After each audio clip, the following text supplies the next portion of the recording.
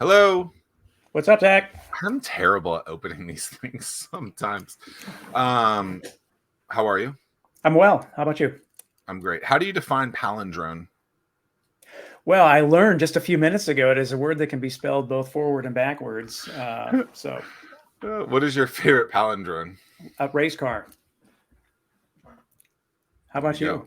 Emoji that I'm not going to say out loud here, but it starts with a P and has a couple O's in it, and then we're just going to call it a day. Is that the most used emoji? I want to know what that is. No, that would be fun. So fun fact, we'll get into a guest in a second, but I think this is interesting. So I was thinking about this, like, what do I think about what this guy's old profession was? And it's race cars. And I'm not really a gamer in any kind of way. I actually sold your son my Xbox like a long time ago. I remember that. Yeah, he was playing it last night. Perfect. It's still being worked. Yeah. I am not into cars at all. But when I played video games growing up, I used two types of video games, like Madden sports, college football type of thing, and race cars. Yep. But like, I'm not a car guy at all. Is that weird? I don't know, man. I'm a car guy. Like, don't you think that would have converted into me wanting cars, like in that kind of way? Like, it's so weird. Like, what was it? Well, I don't know, man. Speed, Gran Turismo. I don't know. Playing Rainbow Road on the Wii. Rainbow Road. I have no idea what that is. Mario Kart, man. Okay, there you go. Dion, welcome to the show. Thanks for having me, man. Well, it sounds like we need to get you out to a racetrack, like in person, and I guarantee you'll be hooked for life. Got it. So it's like a Dave Matthews Band concert. So you don't like the Matthias Seaman concert, but if you go to a race car race, all of a sudden you've been to your 127th track day before you know it, right? Man, my wife a few years ago, I got one of the driving experiences for Richmond International Raceway. Awesome. And I was riding in Dale Jr.'s car back in the day, and everyone's always asking, man, how fast were you going? I'm like, well, one, it's a short track. Two, there's not a speedometer. So you just, and I was like, for all I know, I was going like 20 miles an hour, but I was having the time of my life, man. 100%. Wait, race cars don't have speedometers? So at least the ones I drove, they have almost like a computer screen behind the dash, which there's like 8 different pages that you're scrolling between that has all of the data in the car. But, we get the same question, like, well, how fast do you go? And like, the honest answer is, man, I have no clue what my top speed is. I know what like all my slowest speeds are because we're always trying to raise our slowest speeds in the corner, but no clue what the top speeds are. But, somewhere in the realm of 200, 205 or so, probably at Daytona, but you don't really know. Is speed the main metric that you guys track? More lap time, which I guess is a function of speed, right? But yeah, lap time is what the language we're always talking in. It's always interesting to see kind of what, and Tim's a big runner. Speed in that case is probably what mile time. I would assume, Tim. Yeah. Swimming it's per 100 meters or yards, and biking it's actually watts, which is interesting. And I didn't really realize that until about a year ago. So it's always interesting to kind of hear what the main data point is there. Lap time, got it. All about it. Yeah. So you're not. I guess behind the wheel as much as you were. You got a super cool startup called Blayze.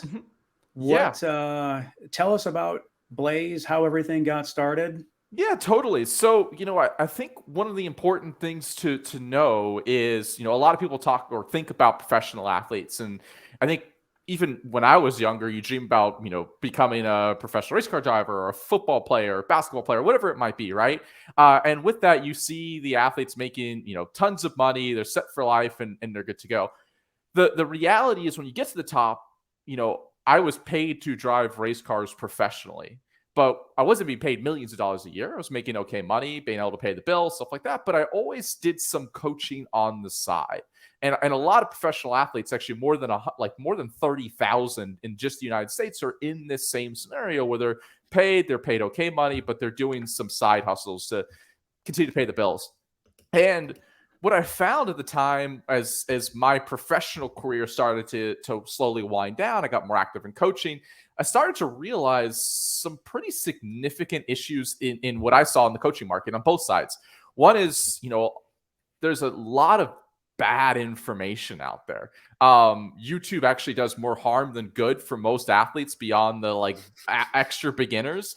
And then what you'll find is, this is a crazy stat to me, 5% of youth coaches in sports have any relevant training. Wow. So there is a ton of bad coaches, a ton of misinformation out there. And at the same moment, if you look at actually high quality, really good professional coaches, it's a terrible business model. Like your average coach in the US makes $35,000 a year. So like if I'm good at what I do, I don't really want to go do that for that little bit of money. I'm going to go do something else, right? So now you have a lack of supply of good coaches. You have a massive amount of demand that wants good coaching but can't access it.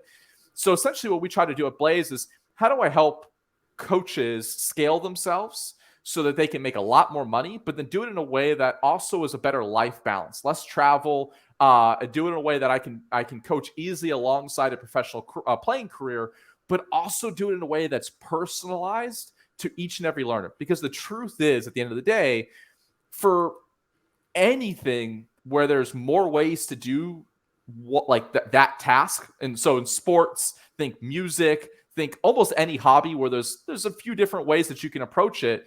Coaching has to be personalized. I can't go watch a generic course and this all of a sudden understand it. So we try to play around with this concept of how do we then scale personalization so that it makes it more affordable, more accessible to learners. And we built it initially in motorsports and found tremendous success with it. So essentially what we do at Blayze is that we allow right now just athletes and just some select sports, but we're going to continue to scale this out to film themselves, whether it's game film, whether it's training film, whether it's filmed on your phone or filmed on more advanced cameras, and send that video to professional coaches. A lot of our professional coaches compete professionally themselves in those sports, and they're going to asynchronously, remotely film a coaching session that's personalized to you, that's done in the same format that we use on professional sports, where it's slow motion videos, annotations. It's me talking through exactly what you need to do differently, focused on one or two things that's easy to understand. It's easy to make changes, and it's all living on your platform so that you can go back and watch and rewatch your coaching sessions anytime. And you can really build a relationship with your coach where you get monthly calls, you get weekly training programs, you get all of this type of stuff, but it's 90 to 95% more affordable than working in person with them. And for coaches, they're significantly scaling their business. Hopefully that sort of makes sense at a high level. Well, and probably 95% more accurate, right? So like 100%. I remember about this time last year, and Tim, you probably remember this, like I was looking at calorie counters online because I was like, okay, this is how much I'm working here. I'm working out. This is what I'm eating, whatever. What number should that be? It was literally a delta of 1,500 calories a day. So am I supposed to eat 2,000? Am I supposed to eat 3,400 or whatever that number is? 100%. Like that. And I'm like, what the heck? So then I hired a dietitian, and they were like, the number was actually higher than I thought it was going to be. It was like 2,800. And she's like, for what you're doing, this is what you should be eating. But like you said, the internet has so much bad information. Like I could be under eating every single day by 800 calories. I mean, that's a slice and a half of good pizza. I mean, like let's go. And you honestly would think like something like that, I would have thought the internet would have figured out or gotten more accurate. So imagine like you take something as externally as someone that doesn't know that much about it, that it seems relatively simple and it could be that far off. Now think about, you know, whether it's a tennis serve or a basketball shot or a game situation where there's so many variables involved, you can't possibly go watch a Steph Curry masterclass on shooting and actually really make that much improvement. Oh, come on, man. I want to shoot like Steph. Hey, I play tennis, and I tried to go watch the Serena Williams and masterclass video, and it was fun to watch. Like, I'm a huge Serena fan. I think she's just freaking incredible. But like, did I actually pick up anything on tennis? If anything, it probably made me worse because now I think I'm doing this one thing wrong, but in reality, I'm probably doing these other three things wrong, which are more important to fix. Interesting. Well, I heard you pitch several months ago, and I got it right away. And I have never had the opportunity to share your pitch with people that I work with in the Norfolk, Hampton Roads area of Virginia. And you were we asked you literally like 10 minutes ago, 11 minutes ago, if you'd be willing to do your pitch just to show other founders an example of what a great pitch is. And you were so kind to agree to do that. So we will, quote unquote, put 3 minutes on the clock, and Awesome. if you're going to give us your pitch. Yeah, it's the first time I'm doing it in about 4 months, and this is probably a tiny bit out of date, but I said, screw it, let's give it a shot. Awesome. Alrighty, should I just kick off when I'm ready? Yeah. Awesome, let's do it. Hey everyone, my name is Dion. I'm a co-founder of Blayze, where we make professional coaching and mentorship more accessible and more affordable. Meet Samantha and Anna, 2 Blayze customers. Samantha plays middle school basketball, and she really wants to make that high school team. And her mom, Anna, is going to do everything in her power to make that happen. So the first thing that Anna does is look for a coach for Samantha. After spending hours online researching who the right coach is for her daughter, she realizes a few things. Good coaches are really expensive. If you don't live in a metropolitan city, you probably don't live nearby any good coaches, which means you spend more time and more money traveling to those coaches. And finally, the best coaches have extremely limited availability. After hours of research, deciding to spend thousands of dollars to work with that coach, she reaches out and realizes that coach is fully booked and it can't work with her daughter. Now what? At the same time, meet Sierra Burdick. She's a 4-time Olympic gold medalist with Team USA. She's a WNBA player, and she's among the 35,000 professional athletes in just the United States, making less than $100K a year. And she's looking for a way to monetize her brand and her knowledge alongside a professional playing career. And that's why they both joined Blayze. So with Samantha, she gets started by taking a coach recommendation quiz where we can connect her with the right coach for her, and they immediately hop on an intro call to get to know each other. From there, Samantha builds a one-on-one relationship with her coach. That includes individual coaching sessions where you can see slow motion video, web camera, individual goals so that they can track progress. She's also then going to get a custom weekly training plan so she knows exactly what to work on and how to work on things each and every week. She also gets monthly check-ins, chat messaging with her coach. So she's really building a relationship, not just a one-off coaching session with the coach. And here you can see her filming herself through those training plans. And this is what chat messaging looks like as well on the Blayze app. So they're really building that kind of consistency throughout the week. For coaches, they can now work from anywhere at any time. We combine a marketplace with free tools to help them scale that relationship. They easily set and track customer goals. We have automations built in to help them manage those customer relationships. And then we manage everything from payments to messaging to uploaded video and more for coaches. So the magic of Blayze is Samantha gets the one-on-one coaching and mentorship she needs to make her high school team, which she did. Anna saves 95% on personalized coaching for her daughter and accesses better coaches. And Sierra has increased her customer base by 10x while still playing professionally. So our business model is we have a Blayze Plus subscription, $39 a month or $365 a year, includes some of those premium features like intro calls, monthly check-ins, and weekly training plans, or an a la carte video analysis coaching session. Prices range from $39 to $349, depending on like what sport you play and how much video you upload and all of that.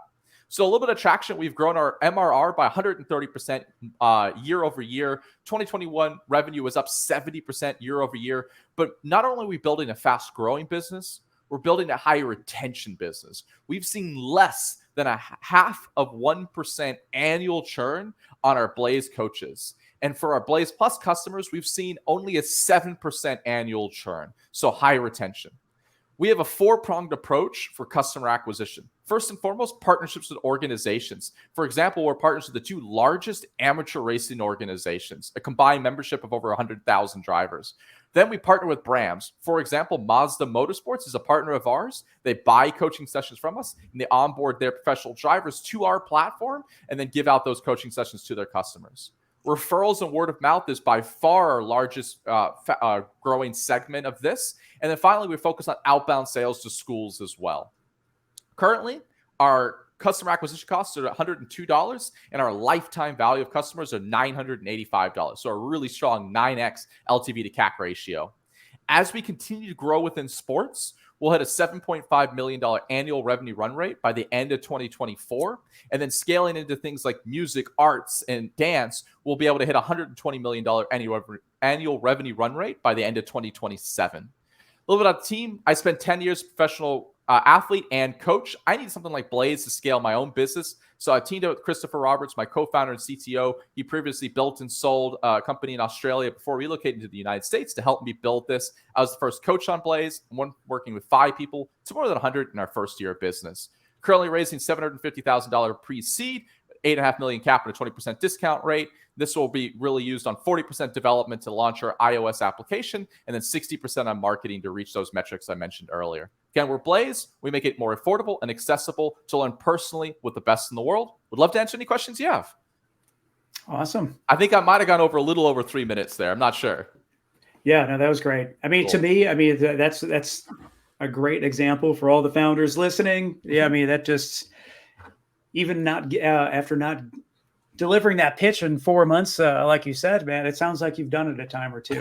I definitely fumbled it a little bit. Wasn't as smooth as we would like. But, you know, once you do this 100 times, I think it's like imprinted in my brain. Like I would be in the shower and I could just like, without any slides, I could probably just go through all of that. I've never written it down. It just lives up there. Wow. Because you went through the launch accelerator, correct? Yep, exactly. And so how often do you gave that pitch probably endless times while going through the accelerator? You know, so it's a 15-week program. You pitch every Thursday. So you're at least doing it once a week, but it's not like you set this in stone and leave it. You know, the evolution of that pitch from week 0 of the program to like week 5 of the program was pretty big. And then week 5 to like week 8, you continue to iterate. And then finally week 8, week 9, you've got it settled.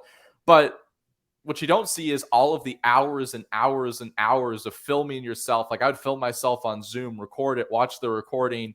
Okay, I need to edit this. I need to edit this. Okay, I got to get it down 3 minutes. I got to cut this out. And then I would send a recording off to Jackie from Launch, who's phenomenal. And she would give me some feedback on what to cut out, how to slow down, because sometimes I can fumble my words a little bit when I'm trying to include a lot of information in 3 minutes. So there's a lot of practice behind the scenes. And then, of course, beyond that, in once you get into the program, you also get a lot of cold outreach from different investors that want to talk or want to get engaged, or maybe it's been a while, so you have to go back through the pitch again with them. So you go through it a lot. I tell people that over and over and over again that, man, people like you make it seem so easy, but what you don't see is exactly what you said behind the scenes, how many hours of preparation go into it. And I didn't really also know that too well. Like I definitely was a hard worker already. And I thought we had for zero to education, that we were like in an okay ballpark. But then you see how like the rock stars do it, and you're like, oh man, I gotta step up my game here. But you recorded yourself and rewatched it. I mean, like to me, like that is like, give yourself data aggregation. Like that stuff is data to me, right? So like get as much of that stuff as possible and then look back through it. So you're like, okay, well, this is the thing that I need to improve. And when I used to work in TV, like I used to do that every night. And people were like, I remember like my mom and my siblings would come down. They're like, why is your newscast all on here? It's so I could rewatch it, or I would rewatch the shows that I did when they got put up on YouTube years later. It's just like, this is how you're going to learn. If this is your profession, you need to like watch where it is. And when you read it, this is just general like 101 advice for like presentation 101. When you read something, it's 180 degrees different than when you speak it. 100%. Anyone that thinks that they can read that thing in their head and be like, that's it. No.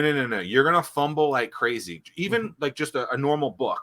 If you were to just read that the way that you normally would, it's completely different than if you were to say that out loud. And that's why it's important to say it out loud, to get in the shower, to speak it there, to record it, to do all those things. Like it's an integral part of succeeding in that world. Yeah, I mean, I don't even like to have like I know some people on PowerPoint have like a little notes section. Notes too. I hate I can't do that. And it's 3 minutes. Like if you can't remember 3 minutes of something, you're in a problem. And it was funny, like every time we would go through launch, I'd always sort of joke, like, if only there was this company that I could send this 3-minute video to, and maybe get a little bit of feedback back from someone that knows what they're doing. So I do think long-term potential for us, maybe there's a way that we can all work together to get entrepreneurs a little bit more personalized feedback in their pitch, and maybe help you guys make a little bit extra money as well on the side. Because I think there's a need for it. There's a thing in sports that we've realized where if you ask coaches or ask athletes to go back through their practice, go back through their games, they accurately remember 30%. The same is true for all of this. Like whether it's a TV show, whether it's a 3-minute pitch, what you accurately remember is going to be far less than you would ever imagine. That's where the video doesn't lie. Like you can go back and see what the reality is. I'm starting that business today. So I'm sorry that I can help, but I'm doing, like, I feel like I feel like I've done that in the past. You know, Tim's done a ton of pitch practice and stuff like that. I mean, I've done, thousands of performances myself. Like if you consider each, piece of 100%. Media that I've done, like it's important. Like 100%. What does Blayze mean? There's not a meaning behind it, to be honest with you. It was just like a fun name. It sounded like had energy to it. It was short, and we could get the domain name. That is something that is often overlooked, but so important. 100%. Like, to be honest with you, like when we first, like the first iteration of what we now have with Blayze, the company was called Racers 360, because at the time, like I didn't know what we would be doing. I knew it was something in racing. And then we started building this asynchronous coaching, and then we're like, wait a minute, like this doesn't just apply to racing. Like this problem exists across the industry. So we had to like rebrand our racing over and all of that. So like the name in the early days, just like if you can find a great name, it's great, but it doesn't really matter. Yeah. What sports do you have on the platform now? So we currently have 3 different types of motorsports: car racing, motorcycle racing, go-karting. And then we're really focused now on launching into soccer and basketball, those are pretty much live. Our mobile application's literally coming out probably this week or early next week. And we already have, I want to say, 6 amazing coaches on the platform there. We have a big focus on women's sports.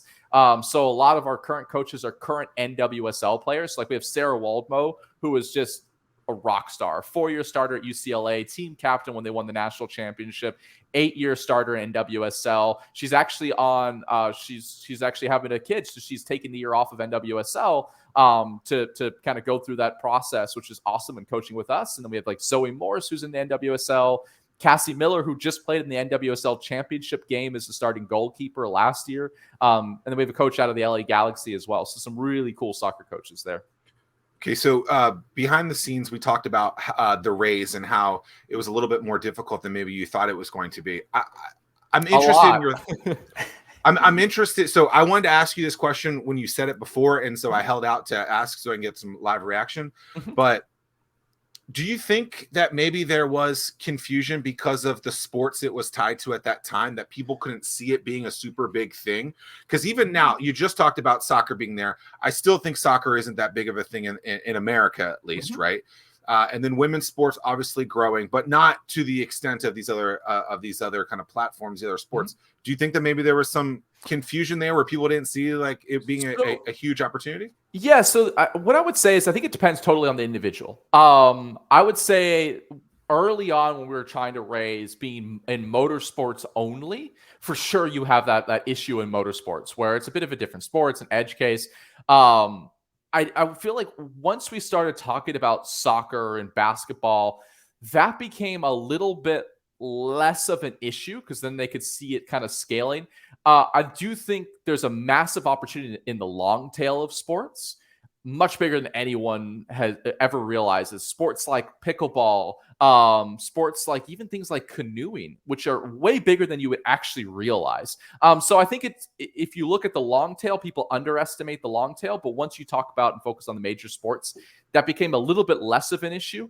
I would say the more sophisticated investors that we spoke to, more your actual venture capitalists, didn't have that concern. It was more about execution, where the market's going. And I think there was more confusion over companies that have tried to do online coaching in the past, but do it very differently than us, and the blurry lines between that.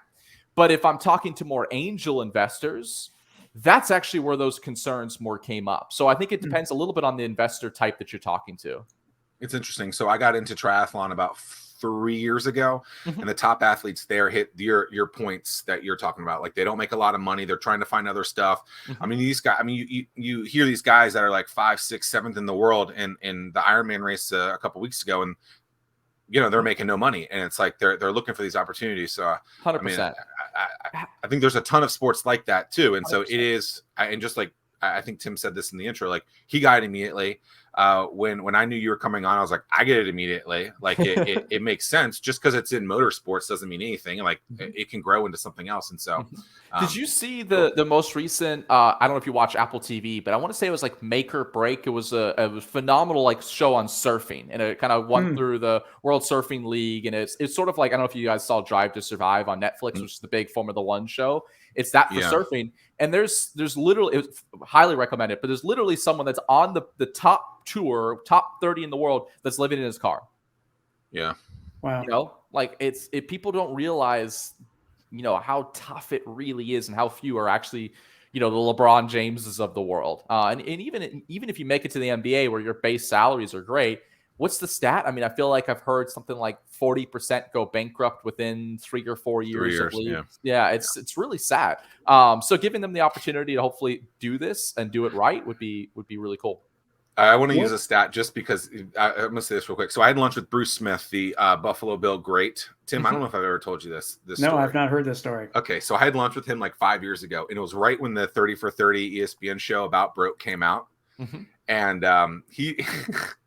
I was trying to get him to invest in something that we were doing. He passed on the deal, but he told me this story about all these athletes being broke. He's like, yeah, we would go out every night, and something along the lines of this. I'm going to screw up the quote, but he's like, we would go out every night, and we'd spend $100,000 every single night or something like that on the most ridiculous stuff. And we weren't smart enough to realize we should just buy the bar. And then he learned that now, because he's into real estate and a bunch of other. He's made a bunch of really great deals. But he's like, we were too dumb at that time to realize that, why am I getting this? I don't think it was $100,000 a night, but you know, a $30,000, $40,000, $50,000 tab every single night or several nights a week. Why don't we buy this bar for $150,000? I mean, it's just it's crazy that happens. And 100%. Man, they all go broke. Yeah. 100%. Buffalo Bill, great. There you go. Yeah, from Andrew, 60% of former NBA players are bankrupt within 5 years of retirement. That's crazy. Those are the people that are making good money, right? Those aren't the people that we're actually normally talking about here. Yeah. Crazy. What kind of, how do you onboard the coaches? And what's been the reception from the coaches that want to get onboarded? So, you know, as a marketplace, there's always going to be one side that's easier than the other. For us, recruiting coaches is the much easier side. Now, part of the advantage we have is, like, I literally built the platform for me as a coach. So I know how to talk to coaches. I know the problems they have because I live those problems, right? And that also helps from a product perspective, because I know what I'm looking for. How do I save myself time? So when we talk to coaches, all of them get it. Like, all of them had bad coaches when they were early on. In fact, I talked to a WNBA player who says even in the WNBA, she struggles with bad coaches still. So she totally gets it. They want to make an impact. They want to help people, but they know how hard it is. And everyone's sort of dabbled with this idea where it's like, hey, Dropbox me your video, or send me and if you look at coaches' Instagram DMs or players of Instagram DMs, a lot of it is, you know, kids or amateur players are like, hey, what do you think about this?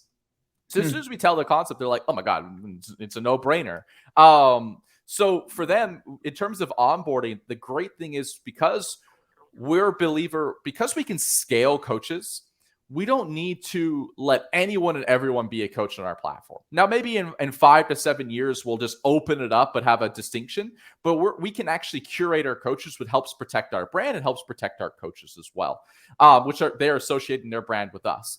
So what that allows me to do is it allows me to coach them on how to coach online, how to coach asynchronously, which is a different skill set. But what surprised me, and I think what a lot of people think is like, well, how do you, if I don't get to talk live with the coach and they're not there in person with me, like it can't work. And I probably would have had a similar thought. I would like, it's probably going to be 30% as good as working with them in person. That's what's been the most surprising thing is I've literally worked up with some customers now for 3.5 or 4 years. And I get messages from them like, Dion, when I'm out on track, like I hear you in my head. And like it turns into almost, it is a friendship at this point. Like I literally got to meet a few of them in person and it's like a total friendship.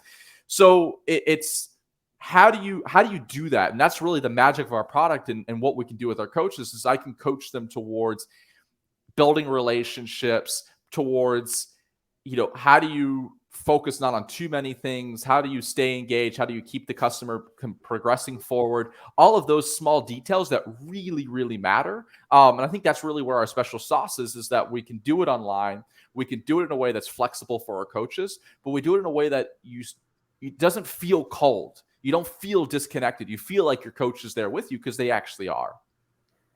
I mean, I don't know how it is the rest of the world, but I know here locally where I live, I mean, it is so competitive to get into high school sports. And unless you're on club sports or some sort of travel team, I mean, it is really, really competitive. I would assume that there's probably a lot of people that are using your platform to help get that edge to get to the high school team. And then take it one step further. I mean, I would think that it would be a great resume thing to say, hey, I was coached by so-and-so as I'm looking to go to the collegiate level. Is that what you're seeing on your side? It's interesting. There's definitely that use case 100%, right? And I look back to my youth soccer days. And I remember at the time lived in Sydney. I played in Sydney and I moved to LA and I was playing in LA and I was pretty good at soccer. I was, starting and doing well. And then I moved to Miami and then all of a sudden I was like the worst player on the field. Like I just got my butt kicked and I had no clue. Like I showed up to practice and I did the practice things and I wasn't really improving. I didn't know about what I should be doing outside of team practice. Like what type of individual training could I be doing? Like it just didn't even enter my mind. So I think the first and foremost is it opens up a situation, not just for youth athletes, but for athletes of any age where they now know like what goes into improving, which you think is obvious, but it's like, I literally built this company. I didn't know about this when I was young. Right. And I worked with coaches and it just wasn't a thing in my mind. So first is open up the knowledge of like what you should be doing. What can you do? What does improvement actually look like? But the second part of this is because it's personalized, you don't have to be that elite level athlete that's trying to make it into college for our platform to be helpful. To be honest with you, my focus is more the everyday athlete that doesn't get the coach's attention because the coach has 30 athletes and they're going to focus on the good 2 players, right? And everyone else kind of, gets, those are the kids that I want to focus on. And if you look at it like motorsports, we're not coaching the kids that want to go professional. Most of my customers are grassroots racers that drive for fun, that want to improve because we're all competitive people, but don't have an avenue to doing it. Don't want to spend thousands of dollars for a coach. Just want to be able to send in a video. It's a little bit like it's a little bit more relaxed, but still really great information. So when you look at our platform, you'll have the elite level athlete, but that's probably the smaller percent. It's more the larger base of the people that want to get there, or the older athletes that are doing this for fun, that are still highly competitive, that want an easy situation to get coached on because you guys have busy lives and you don't have time to take an extra hour out of your day or a few days a week to go to a coach and all of that type of stuff. So I think it's pretty flexible to what the person's looking for.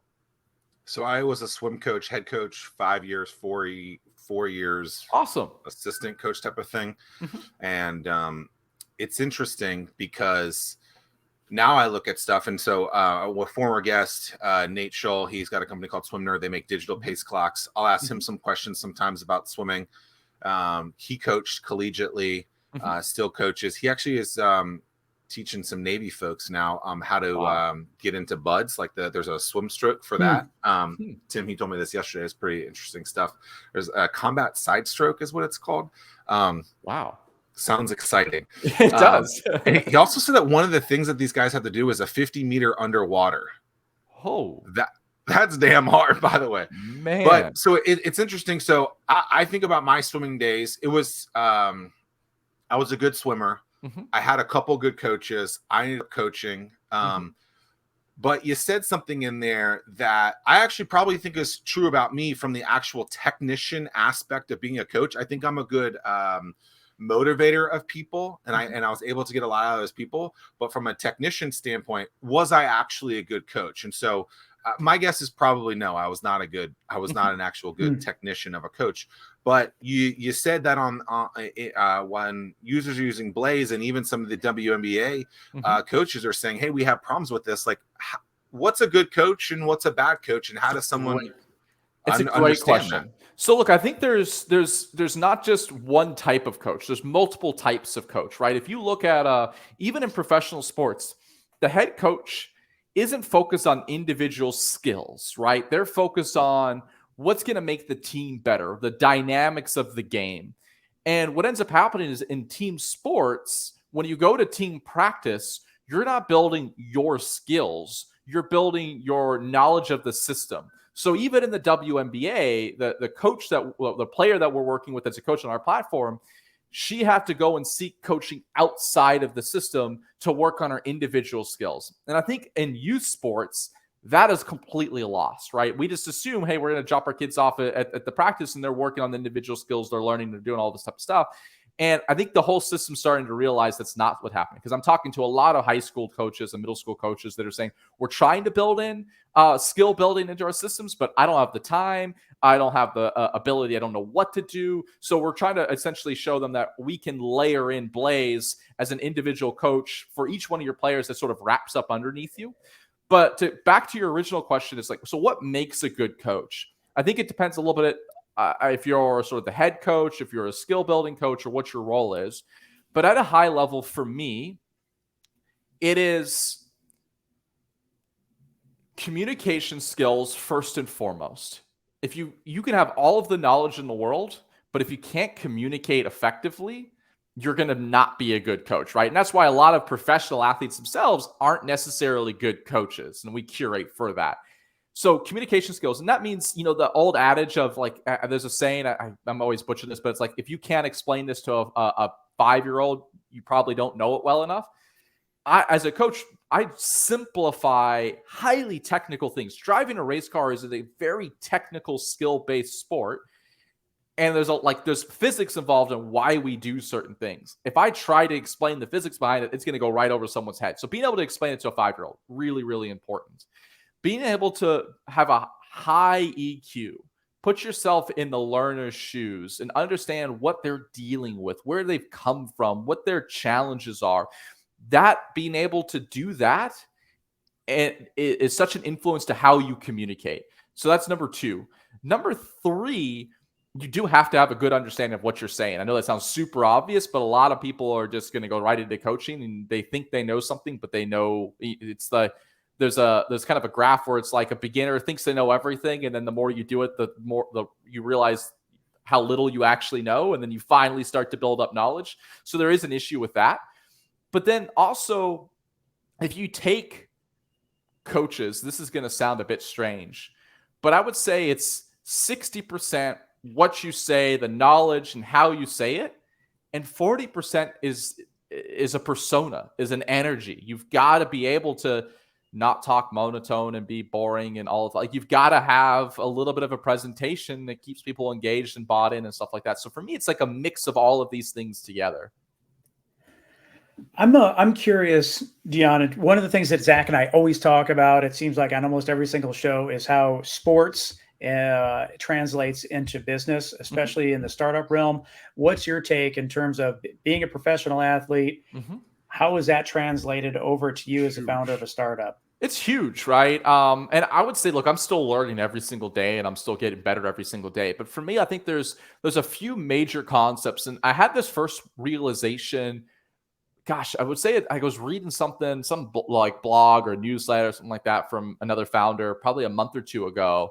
Actually, it was an Elon thing, I want to say. And it just was a light bulb moment where I think he was talking about how most companies and most founders are focused on output metrics, focused on, for sure, revenue, focused on new user acquisition. And obviously you look at those, you know those, but really where you should be more focused or exclusively focused is your input metrics and what drives those outputs. And if I look back to my racing days, if the output is your lap time, how fast are you? But I'm spending very little time focused on that. I'm focused on how I brake, how I roll in the speed, what the car balance is. And we're focused on all of those input metrics that drive the output metrics. And it was like kind of like oh man, like that's so obvious once I heard it. And that's how we perform in sports. So I think that's one. Two is, in sports, when you get to the professional level, you always have to be on. Like you can't have a bad day. Yeah, so we gotta be on your A game. Yeah, exactly. So we put and motorsports is hard. Like we don't get to practice, right? It's really expensive to get a race car on the racetrack. And the way our sport works is it's like a pro-am style. So we had a gentleman driver is what they call it. It's like the amateur driver that's paying the bills, that hires me, that drives 30 minutes of the race. And then we do a driver change, we come fuel and tires, then I take over. And they have practice, they have qualifying, we're sharing the car. So even more so when we get to practice, they're the ones that are practicing their driving, this and that. I don't get very long in the car. And when I'm in the car, it's not about me. It's about getting the car set up right. So I've got to be on from the day, like from the first lap. So all of that mental prep that you learn about and how you use meditation, how you use square breathing, how you can really find the zone, that translate over to business, right? Like performance is performance. I don't care if you're bagging groceries, but if you want to do it effectively and quickly, like performance, you're doing the same thing. So it's business, it's sports, it's whatever you're doing in life. That pre-meeting prep, that pre-game prep, for me definitely translates over. Those are the two major things I look at. And probably the number three is a competitive drive. Like I'm a very competitive person.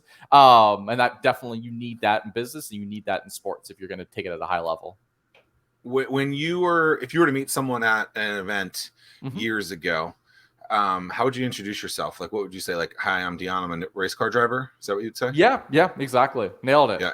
And now you say what? Hey, I'm Dion. I'm co-founder of Blayze, a coaching platform for athletes. Got it. You seem super passionate about being a race car driver from way back when. Was it a hard transition for you? Oh, yeah.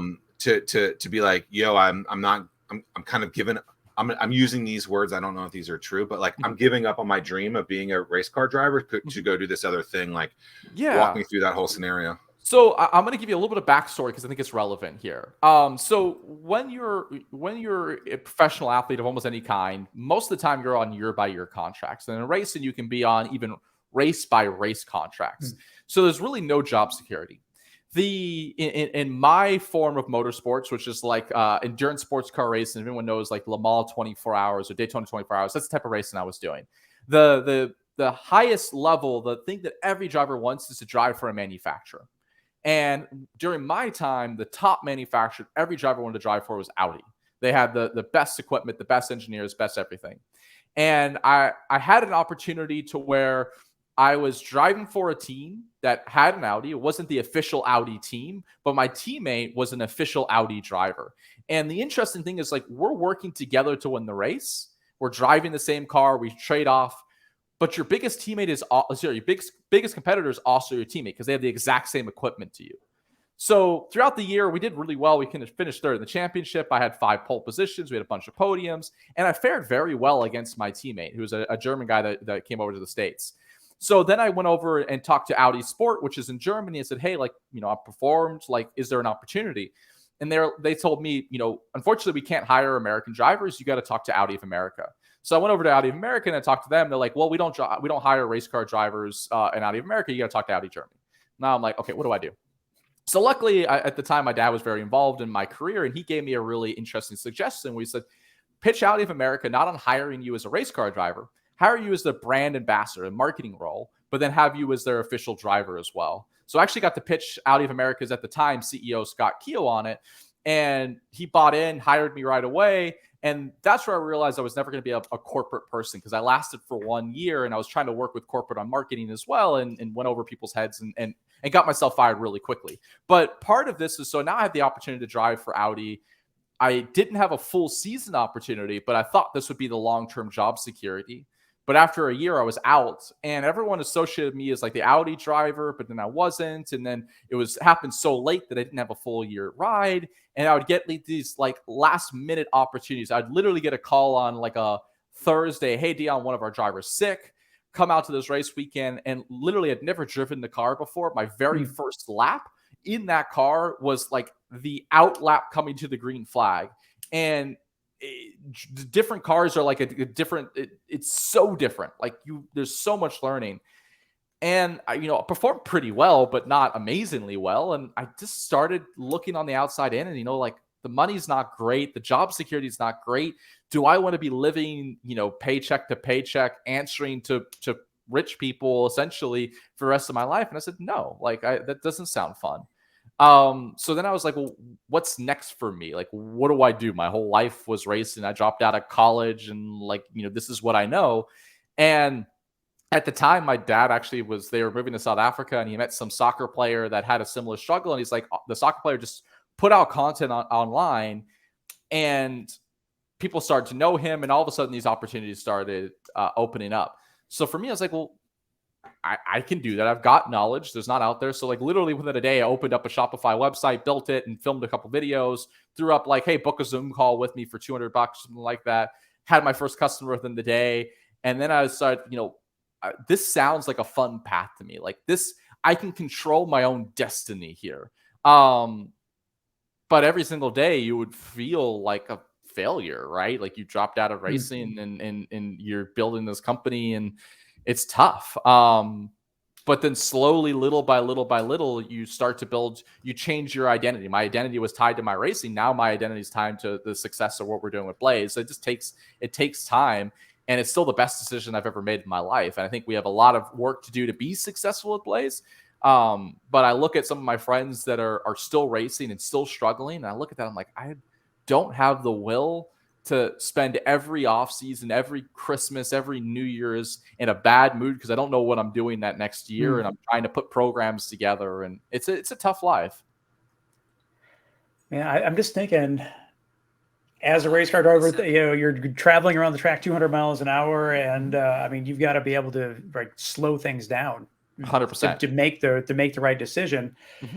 That probably has also helped you in terms of, I mean, there's some high pressure situations in business as well. And Mark Cuban, one of the things he says is business is the toughest sport. He's right. This is tougher than driving race cars. In what sense has been the most challenging thing for you to overcome? Yeah, I mean, honestly, there's a lot. For me, a bigger challenge is, I've never done any of this before. So learning to become a better operator has been it's interesting. Like, I think in the investment world, especially early stage, one of the questions that I've never been asked that I think is actually probably one of the most important questions, especially for first-time founders, is like operational questions. Like, what are you doing to improve? What are you doing today? Where are your challenges, and how far have you come? Like, there's a whole realm there. And I think that's one of the most important parts of running a business is the operations behind it, to get things out of the way for your team. And how do you do that? So for me, I think learning that is really challenging. The other part is, in racing, I make a decision. I see the result right away. I know the input. I see the output right away. Business is not like that, right? Like I think this is the right path. My gut tells me this is the right path, but there's 1,000 different ways to do things. There's so much variability involved in it that you could be focused over here, but really you should be focused completely elsewhere. That doesn't exist as much in sports. Instant gratification. Yeah, instant gratification for sure is a big, big thing. So I think from my perspective, it's operationally, it's the instant gratification, because, how to recruit people and how to communicate and how to, build a team, you do all of that in motorsports. So that mostly comes naturally. It's all the stuff that you don't do in sports that I think is really, really tough. How long have you been doing this? We started playing around with this concept in 2018, but really started taking it seriously in 2019. How old are you? I'm turning 32. And how long were you a race car driver for? I started racing go-karts when I was 13, and then turned pro when I was 17, 18, and then competed professionally for 10 years. Okay, so that's, my math is 15, 16, 17 years being a quote-unquote race car driver of some sorts. And you're maybe 2 years all in on this, 3 years all in on this? 3 years all in on this. I mean, if we're just thinking about that, from go-karts to you turned pro when you were when? 17, turning 18. So, I mean, next year is when you become pro, if you think about it in the same kind of stats, right? I mean, that's a really good point. It's a long game, right? And there's a TED Talk that says timing is so important. And then there's another TED Talk, something like this, that says people quit too early and all this stuff. And it's just like, you got to push through that. And so you use the word failure. I think failure is a buzzword, but that's okay. I'll ask the question. And it's how you feel. I agree with you though, for sure. But you said being a founder, many days you felt like a failure. I'm just interested in why you felt like that. Did you have like these grandiose, like, oh, I'm going to be doing this earlier? Like, why? Like, where was the failure aspect of that? Yeah, so I would say for me, it was probably, it depends where in the journey you're talking. Early on, I was more rooted in, I'm doing this company, but I'm still like, I'm not racing anymore. And the fact that I'm not racing anymore, like that's where the failing sort of comes in. Like, I was fortunate enough to drive for the top teams, the top manufacturer, and win some of the biggest races in the world. But I didn't want to win the Daytona 24-hour once. I wanted to win it 10 times, and I didn't win it 10 times. I didn't become where my mind said I needed to. So it's sort of rooted in that initially. But then at the same time, now that my identity is on the Blayze side, it's really funny. You kind of mentioned, the failing fast versus breaking through things. It kind of goes back to so much misinformation out there, right? Where there's some feedback that like, you just got to fail fast, right? Pour gasoline on, see if it's going to work. And then there's a lot of other things that's like, most of business is just keeping going. So it's funny how opposite it is. But for me now, I think it's, where is my identity now? It's on the growth of Blayze and the improvement of Blayze. So for me, anyone that's run a startup, it's like, you're going to have one great week. And if you have one great week, the next week's going to be a totally crap week. It's just like the way that it works, right? So for me, it's like you said weeks. You don't mean days? I mean, even days sometimes, to be completely honest. Morning was bad. Evening was great. I mean, man. 100%. So for me, it's like, I look at, if I get a customer support issue, and I do all of our customer support, it makes me feel terrible. Like, I hate that. But then two, it's like, I look at a company like Hims. My wife works for them. They're a public company. They started at the same time as us. They're probably doing 250. I have no clue what their actual revenue is, right? But like, you look at these high flying rocket ships that went from zero to like, $1 billion valuation so quickly, and I'm like, what? So that doesn't help as well. But the good thing is, it's like, hey, I know we're gonna get there. Like, we have a massive opportunity, and I think if we do our things right, we're gonna be bigger than them. It's just not going to be in 3 years. So I think it's also rooted in that.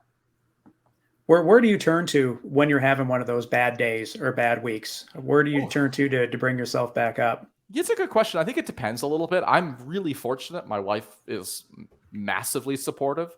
So she really, really helps. I think probably actually I got this question from one investor. And it was like, what does your partner think about what you're doing? And if it doesn't make money for the next 5 years, like, what's going to happen? And I think that's a really important question, because I'm in a fortunate position early on to where, I went from being the supporter to then she's the supporter, and we were able to kind of tag team together. So that's really helpful. But then also, I think the one thing that you do in sports is you fail a lot. Like, I failed plenty of times in sports, and you learn how to deal with that. So for me, I'm pretty good at compartmentalizing. Get a failure, I'll definitely feel bad for a while.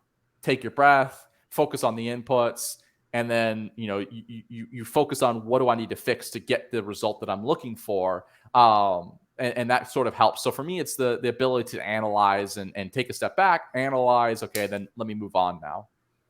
It's interesting you mentioned Hims. So you said Hims. So that's the wellness brand. Yeah. Right. Yeah. Okay. And so how much money have you raised for Blayze? We have now raised a total of like $780K. Okay. So this is like, and I do this myself just from a running perspective, right? So I'll try to compare myself to Tim, who's Boston qualified twice, fast runner, can run really, really fast. And you crushed it at Boston too, right? Yeah, he's Well, amazing. I finished. He did great. He did great. Right. And so he did great. And I look at me and I'm like, man, I want to be as fast as him. Mm-hmm. Right. And then I look at his trajectory of like how much time he spent into it. And I'm like, okay, well, he's invested a hell of a lot more time into this thing than I have. I got a long way to go. If I follow a very similar plan and process roadmap, I might be able to get there one day, right? And so I went on to Crunchbase just to see how much money Hims has worked or has raised. They've raised $233 million, right? So to compare yourself, that's not even raised $1 million. That's not like I'm dissing you. It's just totally. Their roadmap, their runway is so much higher. They can do a lot more things because they've raised a ton more money. So they have a lot more stuff in there. Yeah. And so I find it often that you really shouldn't, and Peloton does this in their stuff. They're like, don't look at other people's stats. Don't try to be this other person. I think it's engraved in our minds that we're so competitive that we want to. And it's just like, it's actually, it can be a really good thing and a really terrible thing at the same time. Cause it's like, trust the process. Yeah. Unless you're the Philadelphia 76ers, and apparently that process has been terrible. Don't trust that process. Right? I went to West Virginia University. Our thing right now is trust the climb. I'm still trusting it. But like, don't compare yourself to elite people when you really aren't trying to be an elite person. And I feel like your businesses are probably different anyway. But yeah, no, look, I totally agree. For sure. You were looking at it that way. Yeah, for sure. And you look at their one example. There's a few others that are like, they raised 10 million to get to their first million in ARR, right? And that's not going to be us. We're going to get to our first million in ARR with a lot less money raised, but a lot longer path to get there. And I think, in the old funding environment, that was a bad thing. Before all of the resets we just had, it was all about how quickly do you get to your first million ARR. I anticipate now, over the next few years, be interested to hear what you guys think about this, but I think it'll be more about how much did you burn to get to your first million of ARR. Even timelines still matter, but it'll matter a lot less, which makes us feel a little bit better. And it'll probably get us to a better fundamental business perspective as well. But we want to be an elite company. Like I think we have an opportunity too. There's going to be a decacorn built in this space. So we're definitely very focused on trying to get there. Now, whether it's us, whether it's not, that'll be TBD. But I think there's a big opportunity here. Can you spell that word? DECACORN. Did I get it right? I have no idea. I don't know. Sounded good. I would much rather you get there than know how to spell it. Right? Exactly right. You can learn how to spell it after you get there. What are you most optimistic about in terms of within your business? Yeah, I mean, look, I think the science that's come out recently on the need for one-to-one coaching has us so pumped up. There's a study that came out called Bloom's 2 Sigma problem. And essentially what they found, they did a study on general learning, like 30-1. And then they took those kids and gave them access to one-to-one coaching. And what they found is when they took the kids in the 50th percentile of the kind of general coaching. So right in the middle of their class, not great, not terrible, just right in the middle. And all they did was give them access to an individual coach. Those kids jumped up into the 98th percentile. So they went from the average to the top 2%. And the only thing that changed was individual coaching. So what's interesting when we talk about the current educational landscape, and obviously we're talking about sports today, but my big focus isn't just sports. It's almost anywhere that learning happens is where coaching happens and where this can make an impact. If you can now all of a sudden provide access to something like that, and people just don't have access to individual coaching. If you can now break down the barriers to access, you're going to make a massive impact in a lot of lives. And if you could do that, you're going to make a lot of money doing it as well. And not only are we going to make a lot of money for the business, we're going to make a lot of money for our coaches, which is then going to change the landscape because a lot of quality people don't coach today because it's not a quality job. You don't make much money doing it. So I think we can break down the areas of barriers of access to individual coaching. We're going to make coaches more money and we're going to get better coaches, which is just going to make the whole cycle really start to spin. So for me, I'm really excited as as our mobile app launches, as we can really start to build more and more automation into it for our coaches, they're going to make more money on per hour basis. They're going to be able to work with more people in an individualized format. More people are going to get access to it. We can drop prices, and then you've got a really good flywheel spinning. It's awesome. Hopefully, we'll see if we can get there. Yeah, I mean, to me, go ahead, Zach. I was just going to ask him what kind of car he drives. Well, so my parents moved to South Africa in 2016. They're originally from there. So when they did that, they kind of just let us get their old Q5. So we have a 2011 Q5. We just crossed 100,000 miles on a road trip down to Austin. But before that, had a GTI. I love GTIs, but unfortunately, we had to kind of sell that to keep kind of paying the bills and stuff like that when we moved out to the Bay Area. Yeah, when you're driving the race car versus your normal car, like is that an ease? Like, you're in a different car? Like, totally. I mean, a race car is like the most opposite environment that race I always wanted to ask that question to a race car driver, Tim. Come on. So race cars are, in the race, 140, 150 degrees. It is it is in a violent environment, high G forces on the body, like no power steering. The steering wheel's heavy. It's hot. The car is way stiffer. So in a street car, it moves, the seat moves. In a race car, you've got a seat molded to your body. You're strapped in. You don't move. So just it's like your Jeep, Zach. Exactly. Exactly. So completely different environment. Did you move to Austin sight unseen, or did you visit before you decided to make the move? So we had been here a few times. I raced at Coda a few times during my career. And the plan was originally we were planning to go out to the Bay Area because my wife wanted to switch careers from mechanical engineer to software engineer, and she wanted to take boot camp there. So it was, let's go for 6 months and then move to Austin. And then, 4 years later after the Bay Area, we finally did it. We did move into this place. I had never seen this place before, though. So she went down to Austin, found the place, and I said, sure, let's do it. And my first opening up the doors as we were moving in. Man. Coda is the Circuit of Americas. Circuit of Americas. Yeah. I've seen pictures of that place. It looks pretty rad. Yeah, it's a pretty cool facility in the United States. Most of the time Europe has better facilities on racetracks, but then we have better racetracks. So it's one of our best facilities here, which is cool. Okay. Yeah. Tim? No, I wish you much success with your journey. It's and I look forward to following along. No, I appreciate the way. I appreciate that, and appreciate all of your support as well. And hopefully we can get into this running ecosystem soon and get you as a user as well as the supporter too.